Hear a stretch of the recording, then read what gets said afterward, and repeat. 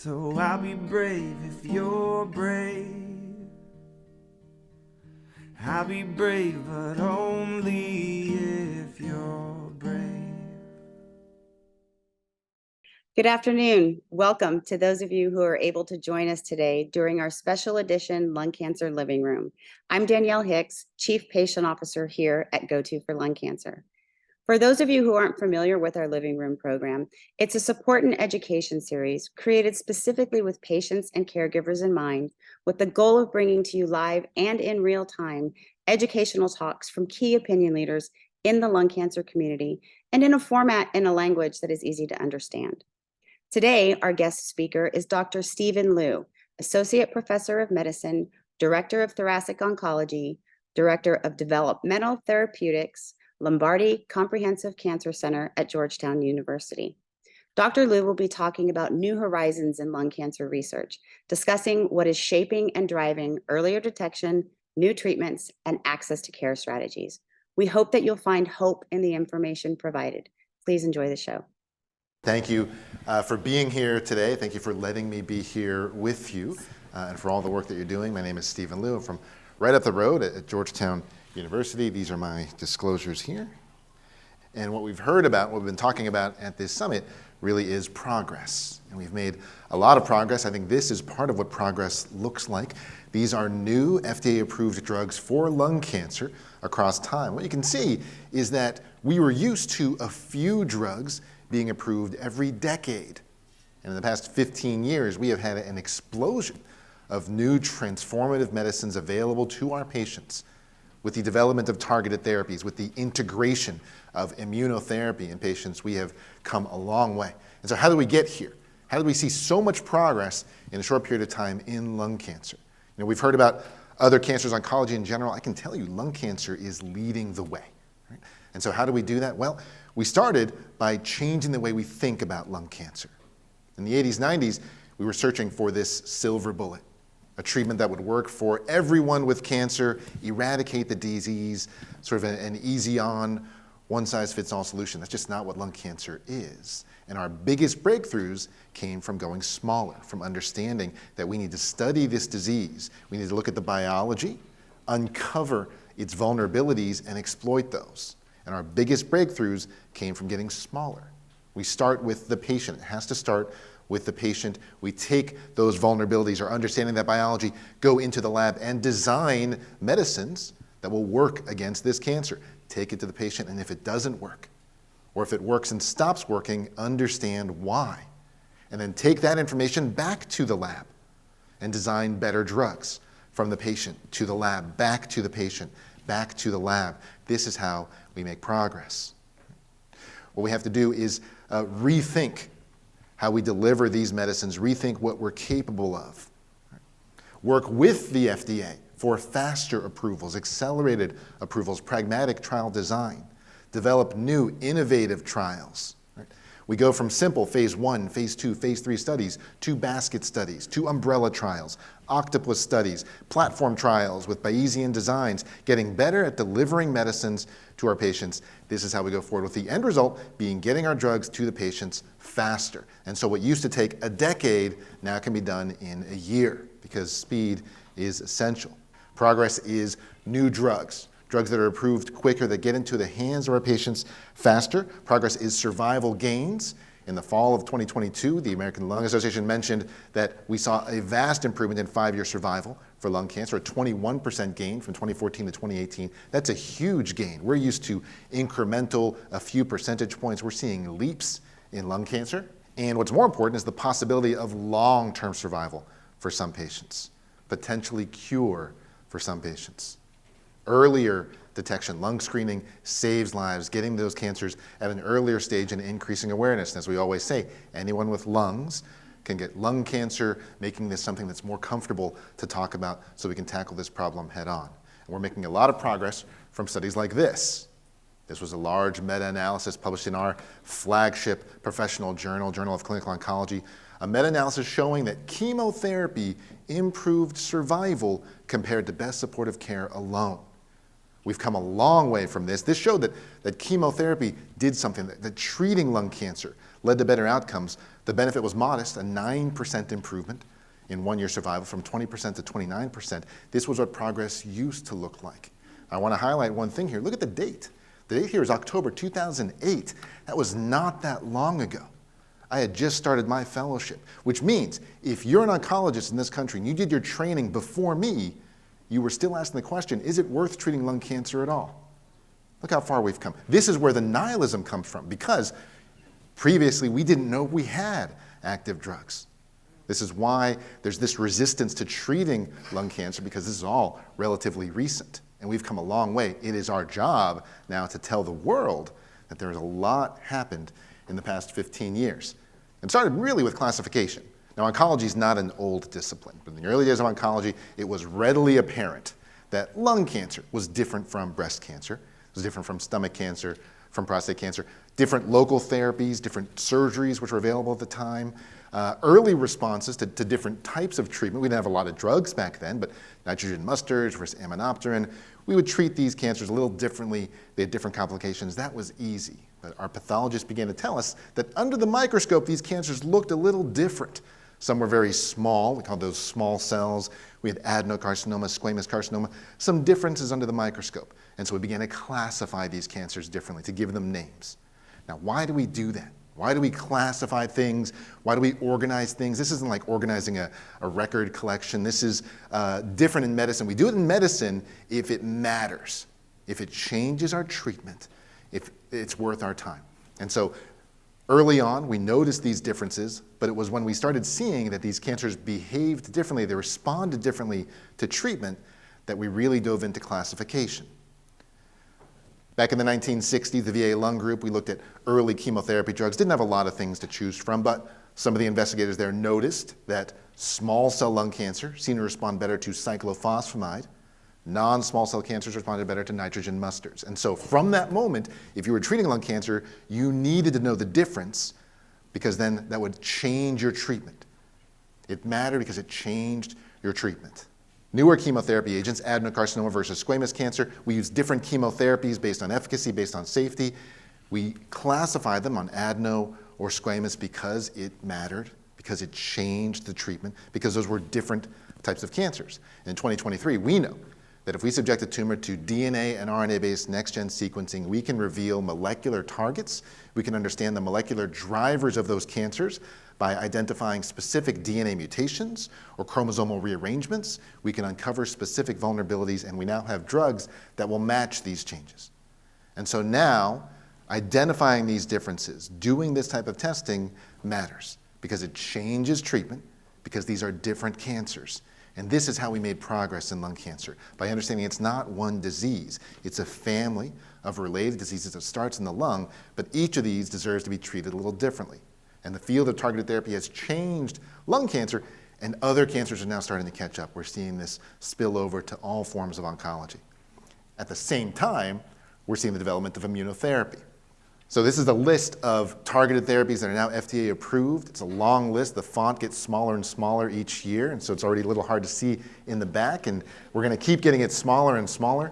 These drugs are potentially transformational. They're allowing patients to live their normal lives. And if we look at how quickly our drugs are being approved, it's a far cry from a previous drug approval. This is ALK, anaplastic lymphoma kinase, occurs in about 5% of lung cancers. The first case of ALK in lung cancer was in 2007. 2 years later, we found a drug that worked. 2 years after that, we had a drug approved. This process that used to take decades can now be measured in terms of just a few years. And these are transformative drugs. If we look at one agent in particular, alectinib, for example, not even the newest agent, our response rate here, 83%. Let me give you a reference for that. Chemotherapy, which was our historic standard for decades for lung cancer, the chance of response to chemotherapy is about 15 to 25%. We want it to be higher. It's actually pretty low. And so when we give chemotherapy, we hope that it shrinks the cancer. We don't always expect it to. Whereas here, if we see someone with an advanced cancer, we find an ALK fusion, I have the confidence to know that if I give this treatment, 83% of the time we're going to see a significant reduction. These are well-tolerated drugs. They work very quickly, and this is the type of confidence that we want to have in oncology, where we're not guessing, we're not hoping, where we know that this is going to work, and it works for a long time. The median progression-free survival with this drug, not even the newest drug, is almost 3 years. That means we started treatment, we expect that to work for years, whereas chemotherapy in the past, we were thinking weeks to months. Now the first treatment can work for many years, and for some people, they won't need another treatment. Average survival, we can't even report it for many of these studies because we haven't hit the average. 62% of patients still alive at 5 years. In 2008, the median survival for lung cancer was 1 year. Now we have a significant improvement in 5-year survival. This is a waterfall plot. Each of these bars, these vertical bars, represents one patient on this study. And if the bar is pointing down, that means the cancer got smaller. What we can see is that most patients had a significant reduction in their cancer. And when targeted therapy first came along, we would see these and be wowed. We would pat ourselves on the back. These are so impressive. Now, when I look at this study, I immediately look to the left. And I don't say, look how well this worked. We expect that with targeted therapy. These are designed drugs. We expect these to work. When I look at this graph, look what happened on the left. Why didn't this work for everybody?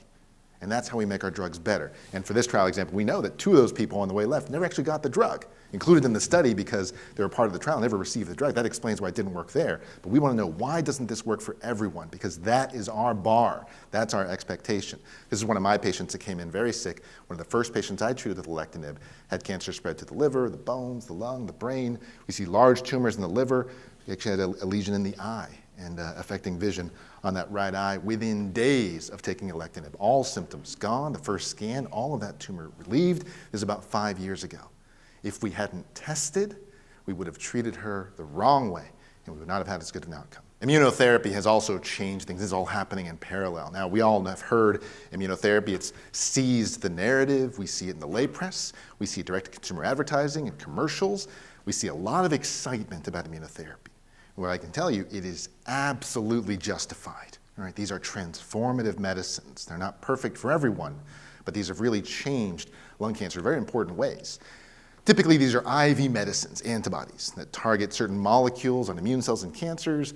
We first saw this really studied in lung cancer, presented in 2012 by Dr. Julie Bramer at Johns Hopkins. This drug, BMS 936558, which we now know as nivolumab, was presented. What she showed was the chance of response was kind of low, 18%. We actually thought pretty good at the time, but an 18% chance of response. What really caught everyone's attention was the durability, because for some people, this was lasting for years. It's the first time that we've seen spider plots even, because we didn't have to go out so far before. We weren't used to this. This was a scale that we were not expecting. We thought it was a mistake. We thought we were hearing it wrong.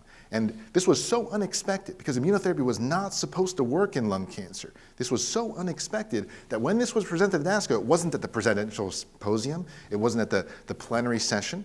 It wasn't even in one of the main lung sessions. It was in a small clinical symposium, way at the end of the hall, past the break room, past the fellows room, past the exhibitors room, the far end, where there weren't any food vendors, plenty of seats, and we saw unbelievable results. We weren't expecting it, but it caught our attention because this was transformative. All right? This was a small group of patients, but from that, within a few years, immunotherapy replaced docetaxel chemotherapy as our preferred second-line treatment, better survival, better safety, better tolerability, and a few years after that, it became our preferred frontline treatment.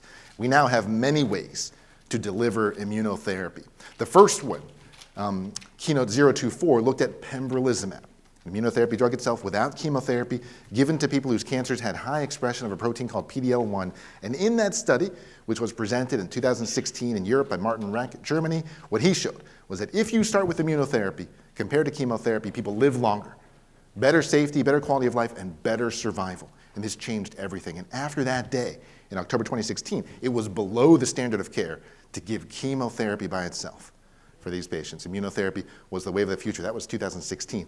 We now have 5-year follow-up. And what we see at 5 years is a third of those patients on that study are alive today. Again, when they started this, the median survival was about a year. We have 1 in 3 still alive today, 5 years later. And all these patients stopped treatment after 2 years. It means 3 years with no therapy and no cancer. And what we like is the shape of this curve because it seems to flatten out at the end. And the tail of this curve suggests that for some people, that cancer won't come back. Just think about that for a moment. These cancers will not come back. So these studies were hugely important. This was not an incremental improvement in survival. This was not chemotherapy A was a little better than chemotherapy B. This is what we should use now. This changed more than our treatment algorithms. This changed our expectations. This changed what we were capable of. This opened the door to possibilities that we had never considered. That someone diagnosed with a stage 4 lung cancer could be cured of their cancer. And yes, we can say that now, that some people are cured of their lung cancer. It did more than raise the ceiling. It blew the roof off. And so this is now what we expect. But this is a bite of the apple, because now this is what we want for everybody. So how do we get there? For patients that don't have an actionable driver, immunotherapy is our standard of care. Everyone gets immunotherapy, and we have lots of ways to deliver it and more to come. This is an exciting area of disease. Okay, this is a sandwich. All right, specifically, this is a steak sandwich from Permane Brothers in Pittsburgh, which is where I'm from, all right? Okay. But this is also how we in medicine are taught to give feedback, how we are taught to summarize the state of things. That you start with positives. We made a lot of progress in lung cancer. That's worth celebrating. We can pat ourselves in the back a little bit. It's hard-earned. And we end with a positive, because we're excited about the future and what's coming next. And we have a lot of enthusiasm about what's happening. But in the middle, we want to talk about some things where we could do better, where we could see some improvement, because it's not all cheery. And while we're excited about the progress we've made and serious survival gains, the truth is our survival is still very poor. A 21% improvement is great, but an absolute 5-year survival of 23% is terrible. Compare that to the high 90s for breast cancer, prostate cancer. We're happy about the advances. We have a long way to go. And as was mentioned, lung cancer is the most lethal cancer for men and women in the US by far, more than breast cancer, prostate cancer, colon cancer combined, right? And yet it doesn't really get all the attention that it should. We have amazing targeted drugs. The science that goes into these, the rapid trials, all the money invested in this, we have amazing drugs, but we're not testing patients to see if they're candidates for them. If we think of EGFR, we have effective drugs that improve for more than a decade. 1 in 4 patients in the US with no access problems already involved in US oncology, that's where this data is from. Access to testing, eliminate all barriers. 1 in 4 is not getting tested. Inexcusable. What's even more inexcusable, even more shameful, is that our testing rates are not equitable, and there are significant disparities in access. Here we can assume access available to everyone. We don't do a good job testing. In the real world, where access is not guaranteed for everyone, we do a much worse job. This is almost a greater tragedy than not having the drugs at all. 5-year survival rate, 33%. Very good. Much, much better than it was before. Still means 2/3 of patients, though, not alive at 2 years. And we need to elevate that tail. We need to get that kind of response for everyone. A lofty goal, but those are the only ones that are worthwhile. Remarkable progress, but it could be so much more if we would apply testing to everyone. Yep. Some people get tested, we see those results, they never get acted upon. We see patients diagnosed with an EGFR mutant or ALK-positive lung cancer where we know we have effective drugs, and for some reason they never get them. Right? A tragedy. The wrong treatment instead, given in the wrong order. What we need is education, because remember, most oncologists in the US completed their training before we knew any of this. And so it's a big ask, not just to learn new drugs, but to learn new paradigms, learn new tests, learn new molecular diagnostics. We need to educate our patients, we need to educate our advocates and our politicians. We need access to the tests, to the drugs, to the doctors, to the specialists, and we need funding. We have made tremendous progress, right? And I'm biased, but I think more progress than maybe any other cancer that's out there on relatively few funds. Right? This is from GO2, and we can see that lung cancer, despite it being the leading cause of cancer-related death, by far the least amount of federal funding per death. $19,000 for breast cancer, $8,000 for prostate, $3,000 for lung. We still make significant progress. Imagine what we could do. But we are excited about the future. Early detection is changing lung cancer, and we're going to see these numbers change dramatically over the next decade. Low-dose screening, CT scan, we know reduces lung cancer mortality, saves lives. And while not everyone who's eligible is getting a CT scan, I see the benefits of this every day in my clinic with early detected cancers with patients that are much better off because they had these screening CT scans. We see ongoing work looking at CT screening in non-smokers. As was mentioned, many of our patients had never smoked, still developing cancers. And again, if we find these cancers earlier, we can do so much more. And so exciting studies going on right now with CT screening in non-smokers with pretty remarkable findings. Blood-based detection, blood-based screening. It's not that far away. And really understanding why does lung cancer happen in people that haven't smoked. Because if we can understand how it happens, maybe we can prevent it from happening. We want to identify cancer at a stage where we have more options, including local therapy, and really understand the risk of lung cancer over time. And this is a space where we're seeing tremendous work in the perioperative space. When we identify cancers earlier, we have so many more options. And I'm not just talking about surgery or radiation. We're now using immunotherapy in people with early stage lung cancer. And what we're seeing is if we give, in this case, 3 doses of immunotherapy before surgery, when we go to surgery and take that tumor out, 1 in 4 have no cancer left. All fibrotic scar, all inflammatory tissue, no remaining cancer. And we really think that those patients are cured. And this is where we're going to make a bigger impact. Detect the cancers earlier, improve our treatments for early stage cancers, and then prevent someone from ever getting advanced disease. That's what we want. We do want better treatment for late stage, but we'd love to prevent people from ever getting to late stage. And we can do that. Drug development has changed. We understand now we have to look at acquired resistance, develop new drugs to then prevent resistance. Our heroes are our medicinal chemists that sit in the laboratory and develop new molecules that do exactly what we want them to do. And it allows us in early stage trials, in first in human studies, to have this confidence that this drug will work. Because this is the field now, this is chemistry. To understand the differences between all of us in the room, our own immune systems, how the things we eat, the things we drink, the things we're exposed to change our body and how that changes the cancer and our response to that cancer. We have biomarkers that can not just predict how likely treatments are to work, but how we can surveil cancers over time. Cellular therapies, adoptive T-cell changes, and antibody drug conjugates. A great example of rational engineered molecules that help deliver drugs exactly where we need them to go. We're getting smarter with the medicines that we have. The field is moving at breakneck speed. So remarkable progress in diagnostics and therapeutics for lung cancer. We have better treatment, we have safer treatment, better responses, more importantly, higher expectations, really looking for long-term benefit.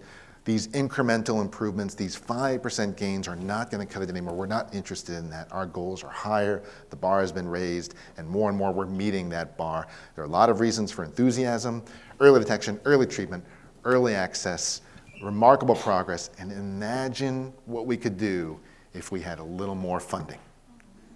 With that, I'm at time. We're going to stop here. Thanks again, everybody.